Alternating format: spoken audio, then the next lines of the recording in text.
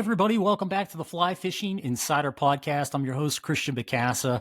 It's really great to have you guys back on the show again. Of course, we have another fantastic guest that I'm excited to talk about. Before we get to that, please follow and like us on the podcast, whatever platform you're using, Apple or Spotify, etc.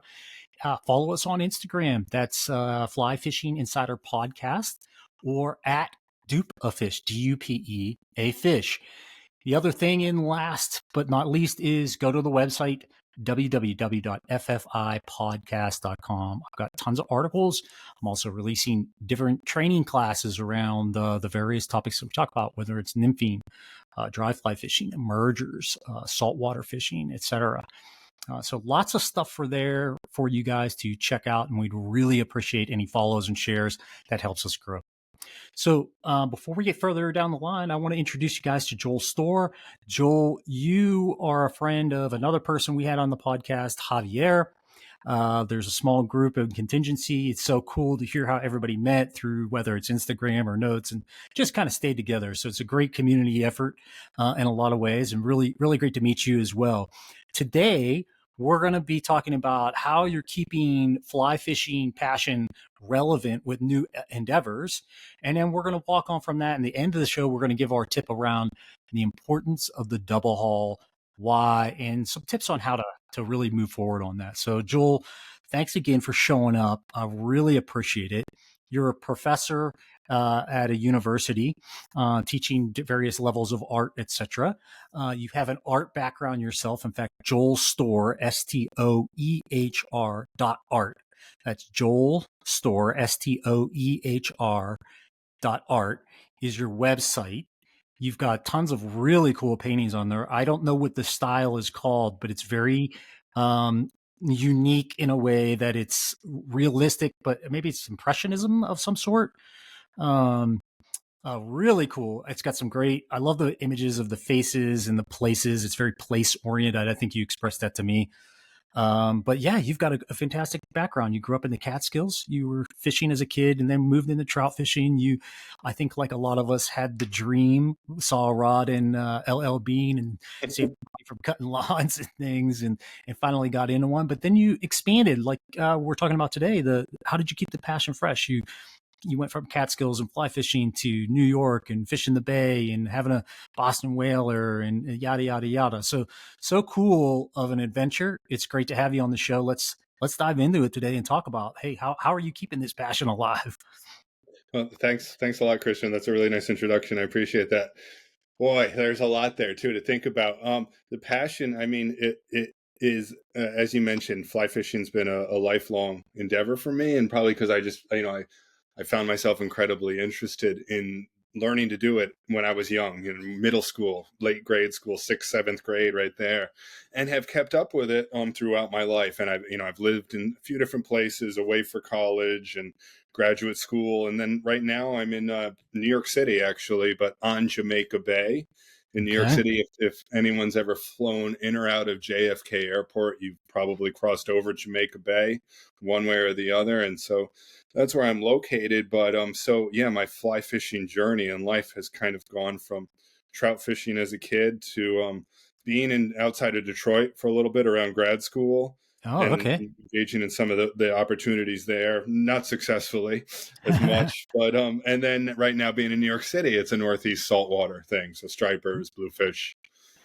Yeah, quite a bit of a change. I mean, you went from probably fishing farmland, blue lining, kind of Catskills-esque fishing, to then Detroit, which were you up in maybe the Driftless area a little bit? Not quite. No, and I'm not as familiar with, but it was really right outside of Detroit. So Bloomfield Hills area. So there was Lake Run Steelhead and Lake Run Salmon. I had limited opportunity there, no success, but got to do it a little bit of trout fishing out there outside of Detroit as well. But I'm also happy to be back in the Northeast too. Yeah. You probably saw some of that Lake Run stuff though, and it was definitely like, whoa, I want to do this. Yeah, that's an impressive event in itself. Very cool. And then you came into New York. How did you get into that passion for the saltwater? I mean, it's a big jump, right? Like Yeah. you go from trout fishing and understanding all the entomology to all of a sudden it's a bait fishing scenario, or not Hmm. bait fishing, but a bait fish scenario where that's Yeah. your like your state. You got to understand those things. And then, okay, now I've got all these different swells I got to follow. And, oh, I got a boat. And what do I do with that? And how do I get along? And it's so talk a little bit about that. How did you make that transition? Well, I think it all goes back to, you probably always remember the first fish you catch of whatever species it is, if it's a striped bass or a trout. So there was family camping trips to Maine growing up, and Mm, that's where I first ran across striped bass. But that was throwing metal spoons and things like that. Um, but coming and then after graduate school, moving to New York City and having the opportunities to do some saltwater fly fishing that exist all around Manhattan and Long Island and those yeah. places. Um, it's so having caught a striper before, I sort of knew a little bit about striped bass Yeah. fishing. Right. And then being in an area where I realized, oh my gosh, I've moved to New York. It's 2002. I can take the subway and then hop on a bus and go from northern Queens through Manhattan on the train down into Brooklyn, get on a bus for another 35 minutes or so, and all of a sudden I'm at the Atlantic Ocean. I'm Yeah. on, I can get off in Jamaica Bay. I could take the bus across the bridge and go over to the Atlantic Ocean. So realizing that it was an opportunity, I think, is what made that happen. Also, I mean, at the same time, I picked up this book. There's an author. I might murder the pronunciation here, but David De Benedetto, who wrote a Okay. book in the 90s, I think it was, called On the Run.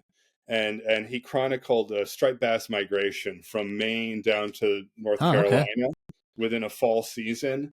And so I'd read this book. I had just sort of started some saltwater fly fishing at the time, and once you get into striped bass fishing, it can become consuming.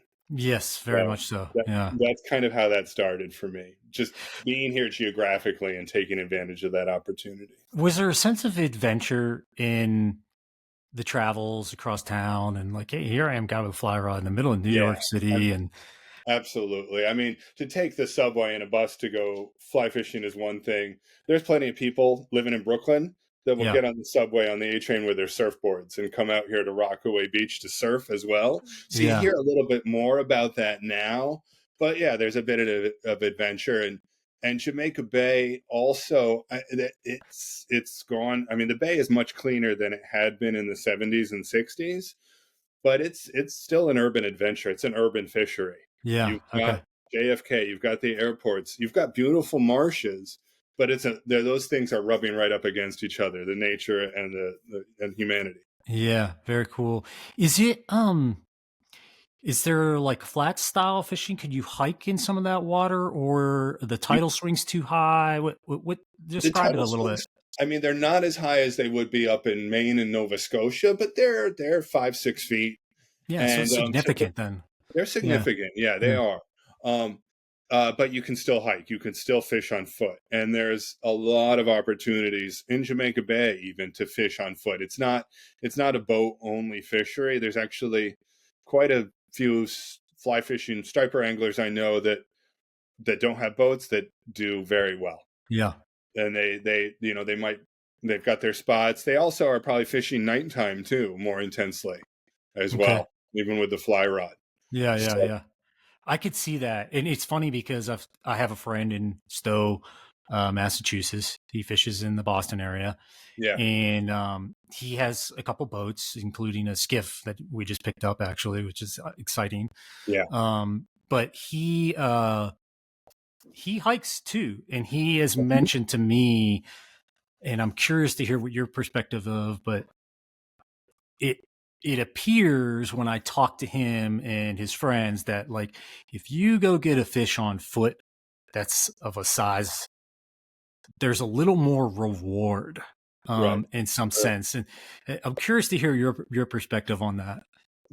I think if you own a boat, you're much more forgiving of the size, and you may discount it, but there's a saying, I think, that boat fish don't count. amongst striper anglers, because you've got hardcore surf casters that are throwing plugs and metal lips and plastics, Yeah. and then you've got surf fly fishermen, and then in the boat world you've got both, all the whole mix. But yeah, I've heard it said before. I can't remember where I've come across it, that boat fish don't count.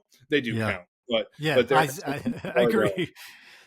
you cannot chase the school of fish from land like you can when you're in a boat, or you Yeah. cannot find another blitzing school of birds to run to in your boat if you're stuck on land. So Yeah. it's You're really, I'm going to make up a word here, zonified, yeah, yeah, right? And it's like you get into this zone. It's like, okay, I got to protect and see what's in my area that I can get to in a reasonable amount of time, et cetera. right, I'm curious, have you ever tried any kind of like spay casting or anything like that? Or have you right. seen that? It seems like that would be an attractive way to go after fish because of your length of cast and getting over shoals and things like that. I have actually. It's kind of sort of funny. I found my sort of way into it with different intentions, though, and I think I originally with it. I've got a spay rod over here in the closet, and I've also got a two-handed overhand casting beach rod.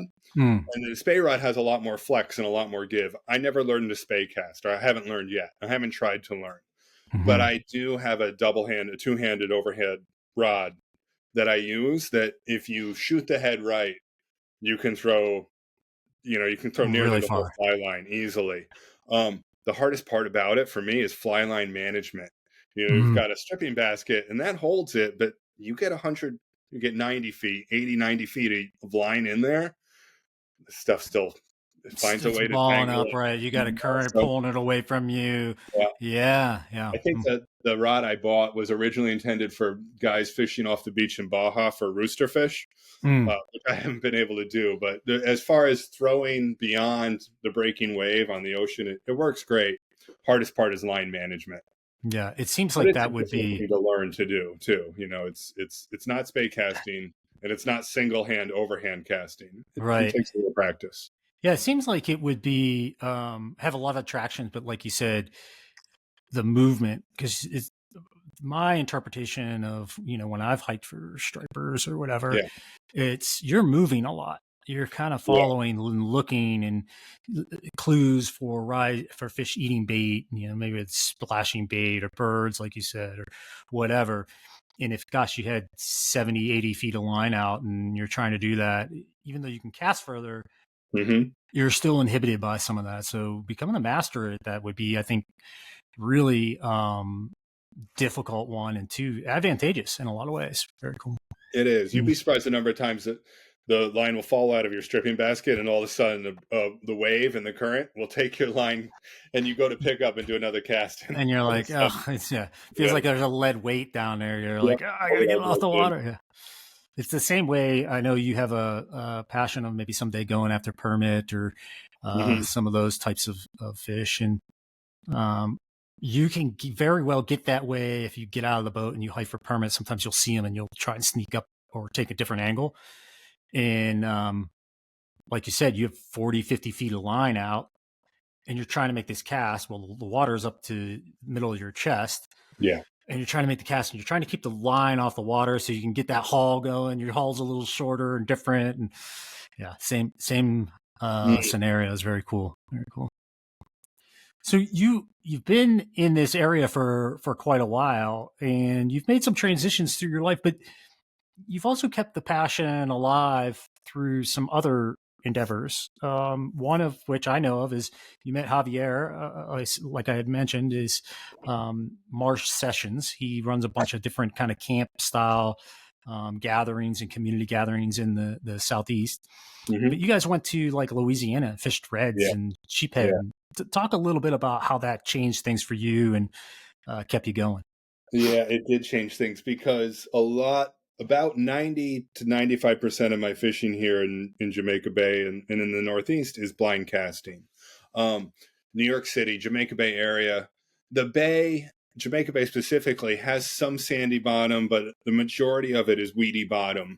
Um, and so, also water clarity wise, we've got clear water here in New York City and Jamaica Bay in early spring and late fall. But all of a sudden, when you get the water starts to warm June, mid June through September, you're dealing with nitrogen, algae, whatever it is, plankton in the Yeah. water that clouds it. And so the sight fishing opportunities that's not like it is in Cape Cod. We don't have a sight fishery. I don't think in Jamaica Bay. You have some limited sight fishing opportunities, but it's not like something you might be able to do on the eastern end of Long Island, Peconic Yeah. Bay or Moriches Bay, or up in Cape Cod. It's not, you don't have the same options here in Jamaica Bay. So I say that because going down to Louisiana and getting to see and chase and identify a fish, a redfish, before casting to it, Yes. is kind of a game changer for me, because like I've just been used to normally seeing birds, having an idea of where a fish might be or targeting structure or current, and putting the fly in there without seeing a target necessarily. You're hoping that Right. a fish is there. You're hoping a fish will see your fly, and then you get to go sight fish a fish like a redfish, and you might see the tail, or you can you might see that, A floater or yeah, something. Yeah. floater comes up out of the murk, whatever it is. And it's just a different game. It's a game where you're standing on the bow of the skiff, and it's quiet, and the guide's slowly poling, and it's got an anticipation to it, like hunting or something, where you're waiting for a bird to flush or a pheasant to jump up, or for your, I guess more accurately, for a dog to signal that there might be a bird there. So it's got that hunting thing and sight fishing. And what was also fascinating for me doing it is that um, I've never had to cast 5 feet or less Yes. often fishing for stripers. You always have to cast more than that, it seems like. So when you get a floating redfish come up and have to flip, you've got maybe the leader a Yeah. foot or less of line, 2-3 feet out of the rod tip, out of the tip top, having to make that short flip accurately to a redfish in the right spot. Yeah. It's a different aspect of fly fishing. It's not any greater or lesser than striper fishing, but It's different. it's different. Yeah. And you're right. It's hard. Those flip casts, honestly, if you're a good flip caster, you can be far better than most Yeah, anglers yeah, because, like you said, you'll have a fish that's 6 feet away from you. You've got a 9 foot rod. How do you get the mhm, fly to cast to them, right? yeah, And not splash the heck out of them and not move, and it's right on top of you. So it's like that second of thought, like, what do I do? yeah, You don't have time to think about it because they're usually starting to mhm, move or you're spooking them a little bit. In fact, my last trip down there, we had a fellow, same thing. He spooked one up, got a little cast off to the left side, and the fish spooked and turned and went far right really fast. And we're like, go, go, go, go, go. And he hadn't done a lot of redfish fishing. So he was like, we're like, no, no, no, cast. And he just flipped the rod over. And sure enough, that thing turned and ate it. And it was like, yep, you don't see that in trout fishing. And, yeah, it's very rare. And like you said, with the blue, the striper fishing and blues, it's always like, I'm trying to get a little farther, a little farther, a little farther. yep, And, or you're casting to a bait ball, mhm, right? You may see a mouth here or there or shoulder here or there, but it's so erratic. It's so this feeding frenzy in a yeah, scenario that it's not like that hunting. The hunting thing is a really great drawing, the way you drew it up of like flushing a bird, right? yeah, It can be right on top of you. You can also see it from afar and then creep up onto it and make accurate casts, right? yeah. There's a much more of an accuracy game than what I've experienced in some of those other areas. Very cool. Yeah. So you tried this. Did you develop a passion for it? What Ye did you come home with on that? Right. I've only been 2 years now in a row, both in November, trips down to Louisiana, and it's it it's different than fishing stripers, but it's just another aspect of fly fishing that is, it's a new challenge. Mm-hmm. And that's what excites me about it, the fact that it is a new challenge. I was down there visiting with Javier and some of his buddies back in Jacksonville. I made a trip down in October, and they took me out for a day in their local area, and it was the This is same in thing. Jacksonville, Florida area. Yeah, Yeah. Jacksonville, Florida, with his buddy poling the skiff and being on the bow. And it's different because you're moving sort of from single fish to single fish. Mm-hmm. Which is with the stripers. when there's one, there's usually more than one, and they might be chasing bait, or they might be blitzing, or they might just be holding in a certain area. But it's not often that you get to see the stripers before you make a cast. Make a You're usually cast. hoping that they're there. Yeah. Yeah. And the fishing, the redfish fishing on, Florida area, Mhm. even east to west is totally different of East Florida to West Florida. But then again, compared to Texas or Louisiana, yet different again. So it's really interesting. I always think of Louisiana as like a fantastic way to get into saltwater fishing. It has a lot of advantages to it in that the water's clear, but it's not always perfectly clear. Mhm. So you can sneak up on fish. The volume of fish is high. The size, you can get into a 35 plus pound redfish. I mean, gosh, really bend the heck out of you Yeah. and run. Yeah. You also have other species. You have gar, you've got sheep's head, so your likelihood of seeing something unique is different, I think, as well. Yeah. Whereas you go to Florida, like the Tampa Bay area, I mean, it can be really spooky, clear water, hard fishing for redfish. It's more like a very targeted, longer cast, Mm. spooky type fishing. So you can get surprised, I think, really quick of like, oh, it's not all as grins and smiles as it is down in Louisiana for times. Yeah. And Louisiana can be that way as well. Don't get me wrong, but it seems like a general angler can get into fish in Louisiana. If you have a good guide, they're going to put you on enough opportunities to do that. Yeah. So Yeah. really cool. So you've had some other adventures as well Well, to keep the stoke? well, the first I had the opportunity for the first tarpon trip just about a week and a half ago. Just got back from that to Key West, and that was 4 days with a father son friend of mine and another friend as well. And that was a first for me. I spent a lifetime fly fishing, but just hadn't ever pursued it. Hadn't had the opportunity for that, and that was. Ugh, I'm coming back from that with just an incredible appreciation for how beautiful it was. For Yeah. talk about, I've not yet ever been bone fishing, haven't been to the Bahamas, anything like that, but to be able to throw and the tarpon were picky. Yeah. I did manage a juvenile. The guide said maybe 15, 20 pounds, but I was on this skiff one day with my buddy's father and his dad. Had been a few times, so he's hooked a few tarpon.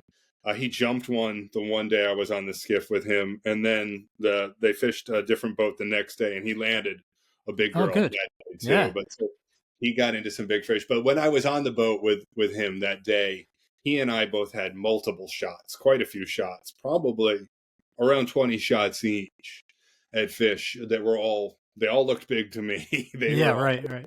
big, and they're picky. Oh boy, to try to get it in the right spot without pinching them, without overshooting them, with generating interest and then increasing it.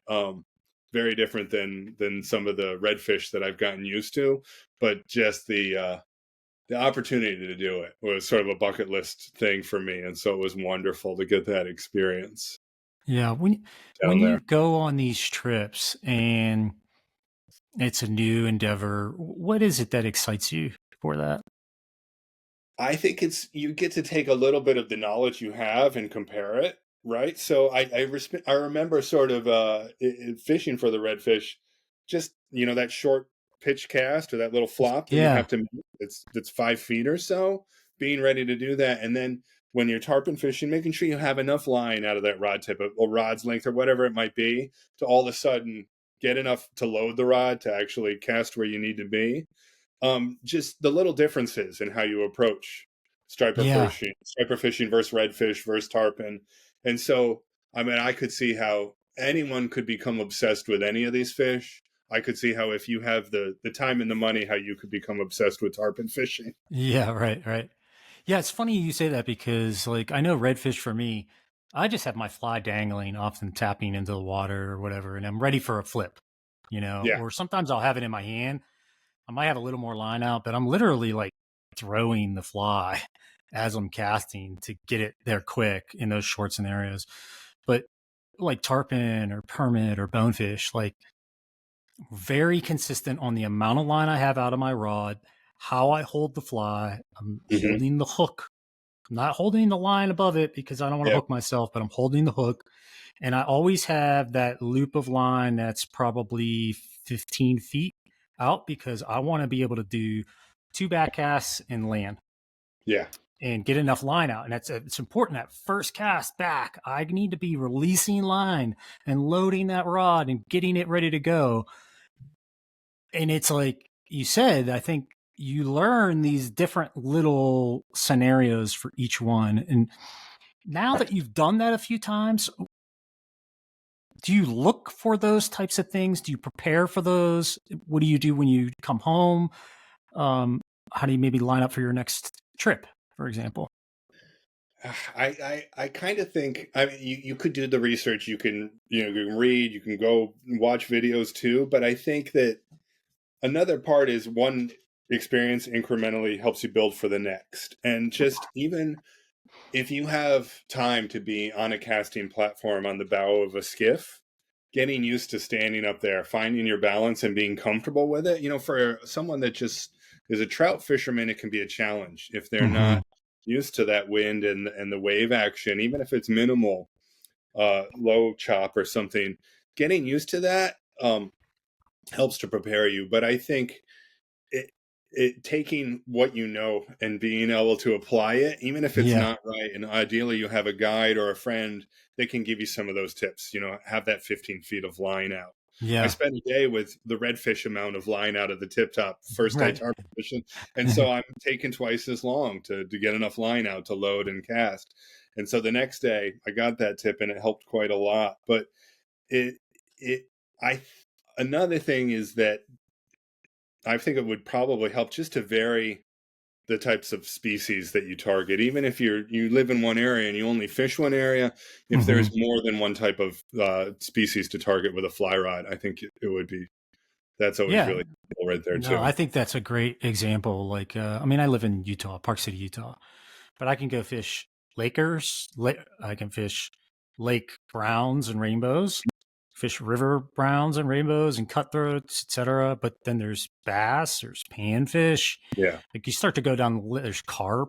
Yeah. Like you go down the list and you're like, oh, actually, I have pretty wide breadth of different things to go after. And then if I throw in a salt trip here or there, and even not even every year, maybe every other year, gosh, the change is significant and it's different. You mentioned some of the little tips, like I had said, having a certain amount of line out. When I'm a friend of mine, Colby Crossland, he's a guide up on the Green River in Utah, great friend, went down to Mexico. And I remember he was like, okay, you should really think about having the same amount of line every time out of your rod, because I was doing variable lengths. And then, like you said, when I would go to cast, it was like sometimes it was 3 casts, sometimes it was 4 casts, sometimes it was 2 casts to get the right length out. And he's like, no, when you have it consistent, it's like you know what you're going to get. Like, control what you can control, right? Yeah. My last trip to Louisiana with some buddies, he brought a boat down, or he bought a boat in Florida. He's from Massachusetts. He bought a boat in Florida, brought it over. We fished it for the first time, and it was really windy and rainy. Yeah. And having been on that front of the boat a number of times, I knew, okay, the wind is really high. We don't have a stripping basket, so I'm going to strip it into the whole of the boat.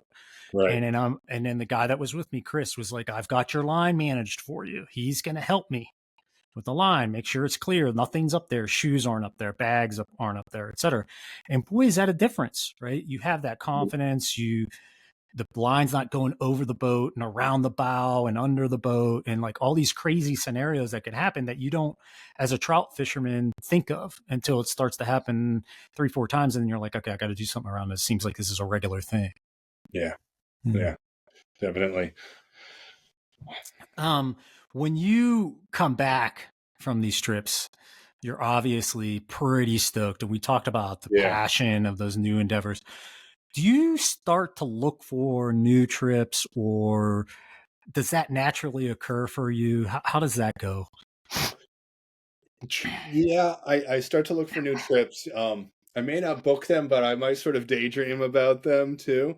I think one thing that comes back, one thing that even if I'm just fishing here locally, a day or a morning on the water or an experience or something, a lot of that stuff I also translate into artwork too. So, a trip to a certain location all of a sudden will have me drawing or painting things that influence things I remember from that trip.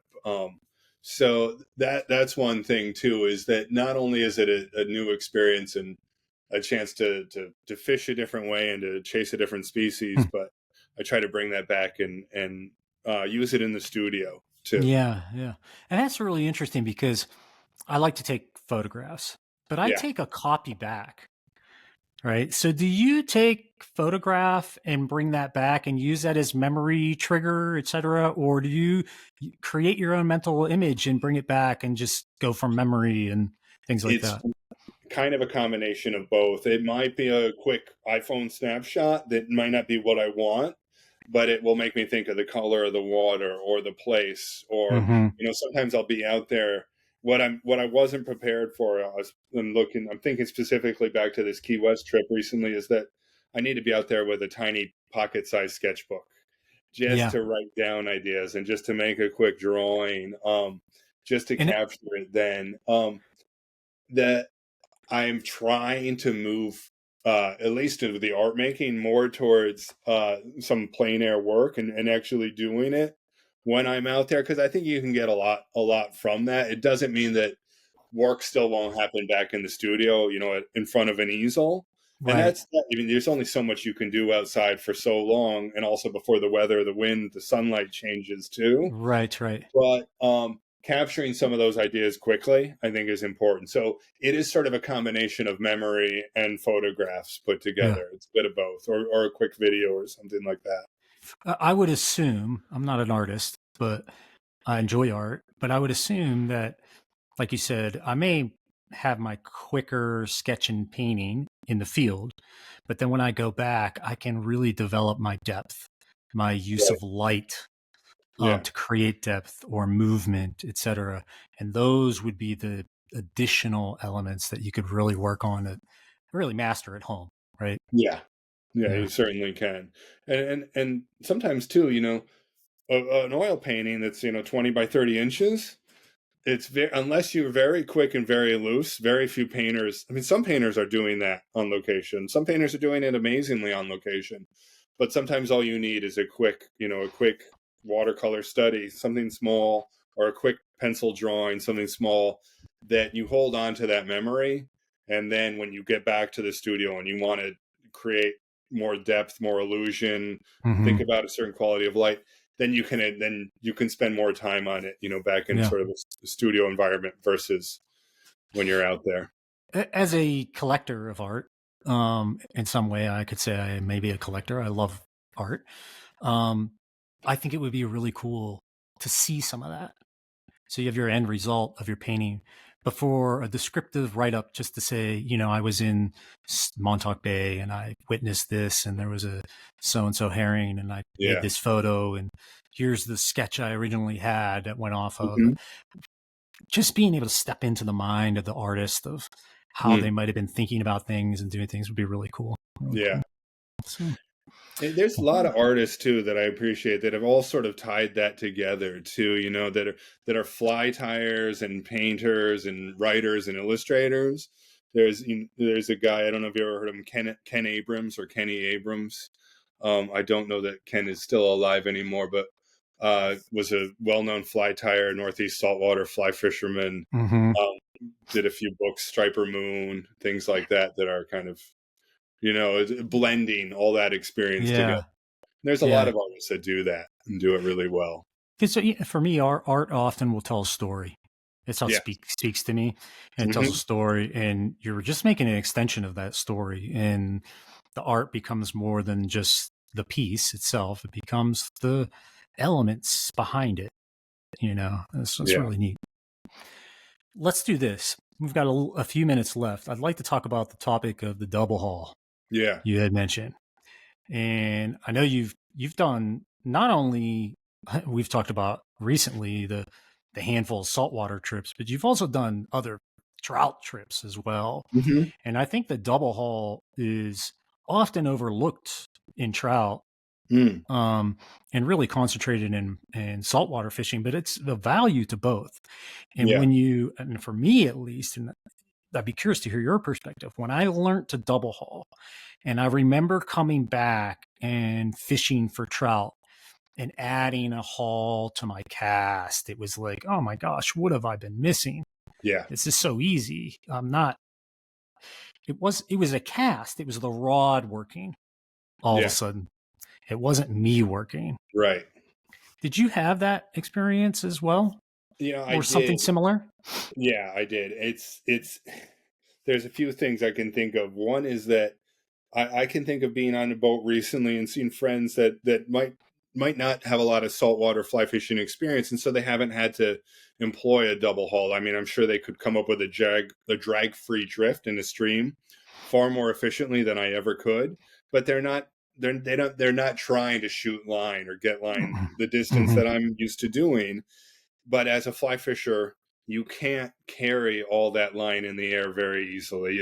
You just physically can't do it. It's Yeah. going to snag, it's going to hit the water behind you, whatever it is. So if you're trying to cast 60, 70, 80 feet, you can't carry that amount in the air. So you physically have to double haul in order to shoot that amount of line. And so I've seen friends struggle trying to cast, friends I've had on my boat, and they're on the bow of my little skiff, my Boston whaler, and there's some blitzing bass or bluefish out there, and they're trying to get the fly farther, but they're trying to do that by casting the entire fly, all the fly line that they have out. Yeah. And if they would just have the head out and double haul, they could shoot that distance they needed. So noticing that moment of frustration, I can think back to, some fly fishers that I've seen do it efficiently. I mean, of course, there's Joan Wolfe. If there's probably, I wonder, there's got to be a video of Joan Wolfe double hauling out there on YouTube, or Yeah. there's another casting demonstration I saw at the fly fishing show in Edison, New Jersey.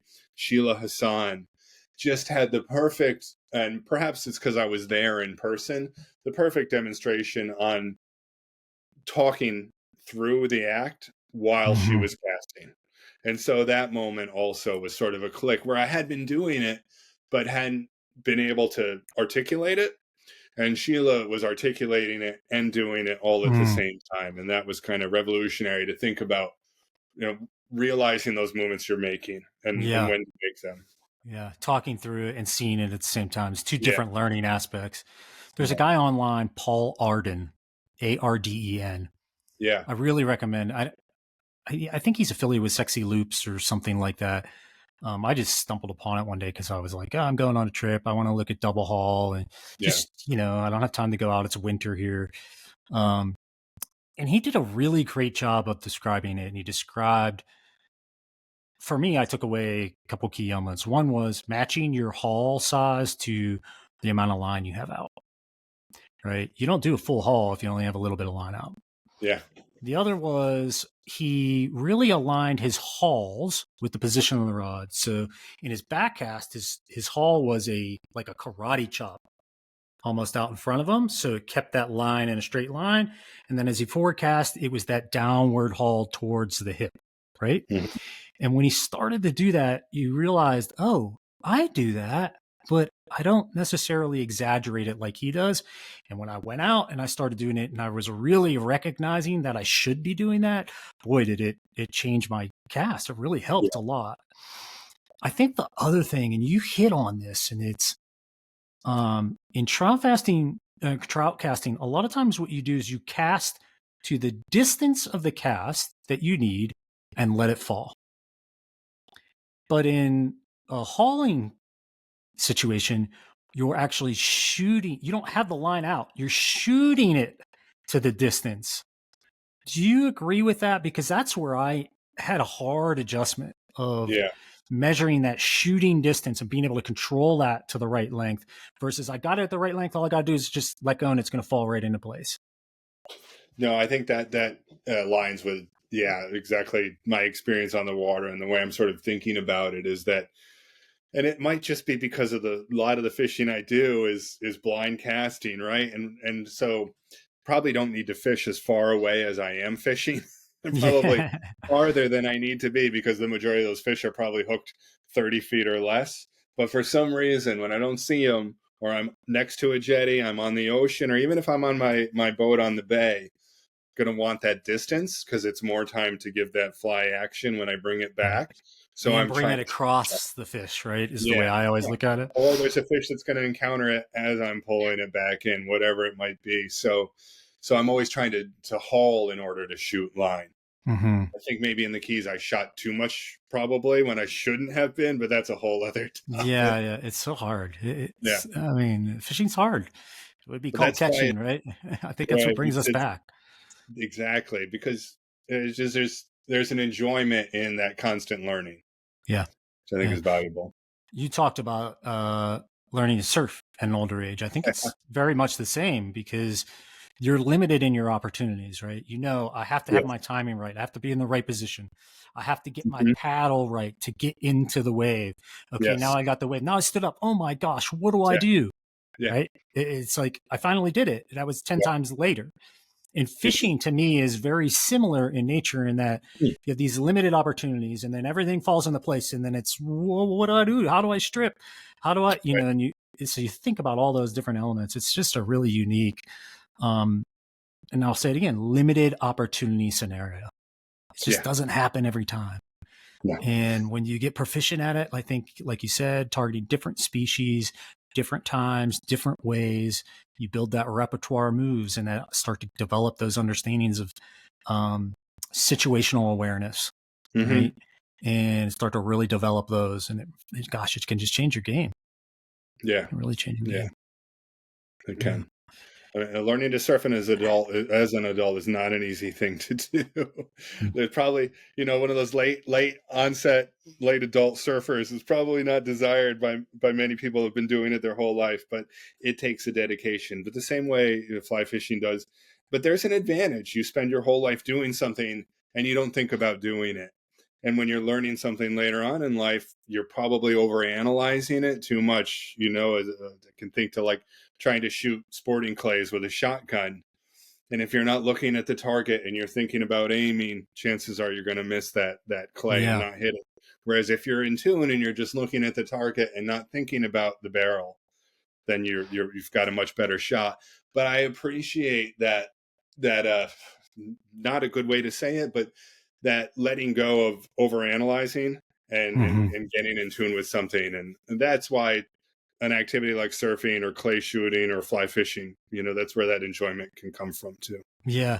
It's really funny you say that because you made that comment about the shooting and you talk to people who are expert like handgun shooters. Mm-hmm. And they talk about target acquisition, Yeah. the importance of target acquisition. It's not necessarily putting the sight on the target, but they're so in tune in memory to their sight that if they can acquire the target, they know their sight's going to land on it because Yeah. everything else is fixed to them because they've been doing it so long. It's a rhythmic pattern in a lot of ways. And I Yeah. think fly fishing gets like that. You see guys who are just really proficient, say trout anglers. Mm-hmm. They don't even have to think about their cast. Yeah. They're not thinking about that at all. They're the only thing they're thinking about is the entomology and what I should be putting in front of them. Mm-hmm. And just getting it to them is like a no brainer. And I think trout fishing in particular is one of those great sports where it helps to have a great cast, but because you're not really required to make these long, elegant casts, even though that is what is portrayed, you can get away with bad casting, but it has to get in the right place. Yeah. I have a friend. She talks about her casting all the time. She hates her casting. She blah, blah, and I said, hey, you're getting the fly in the right place. You're catching tons of fish. Like, don't worry about it, right? Right. And when she started to settle in, she's like, yeah, you're right. Like she has this knack of just getting the fish, and I don't know what it is, but it's just these little casts, and some of them are wrong and not technically this or that, but man, it gets to the right place, and it's Yep. perfect, right? But when you get into a saltwater situation, I think that takes that away, right? Those longer casts, you have to have some of that, and that natural ability to deliver has to be developed in a different style. It's that shooting style. It's that understanding where fish are moving or some other element of it that you Mm-hmm. add into it. Really makes a big advantage. Yeah. There's a film, I don't know if you've seen it, called Low and Clear, about these two guys go steelhead fishing. It's sort of a documentary called Low and Clear, and there's a line in it where one of the anglers says, "Ugly casts catch fish," too. Mm-hmm. So one's talking about practicing a spade cast and getting it right, and the other one is just saying, ugly casts catch fish, and so that can't forget that at the same time, that the struggle, it's the struggle is where it's at, and yeah, it doesn't always have to be perfect too. Yeah, it is. It is. Well, I appreciate you being on the show today, Joel. If someone wants to get a hold of you, Joel Stoehr, STOEHR.art Yep, is your website. Your Instagram is Joel Stoehr, Yep, JOELSTOEHR on Instagram. Yep. And if they wanted to contact you about art, et cetera, is the website the best place, or do you have an email address They you want can to? link me through the website, but I'll give my email as well. It's my last name with the letter J, so that's STOEHRJ at newschool, NEWSCHOOL.edu. Joel Stoehr at newschool.edu. All right. Well, thanks again for being on the show, sharing your history, man. It was really great to meet you, and I'm glad to hear you're on your trips. You let me know when you're ready for your next one, and all right, maybe we'll get you on one of ours as well. Okay. Yeah, well, I'm always ready to talk fishing, so thanks a lot, Christian. I appreciate it. You got it. We'll see you guys next week. Tune in, enjoy the podcast, and we'll talk to you soon.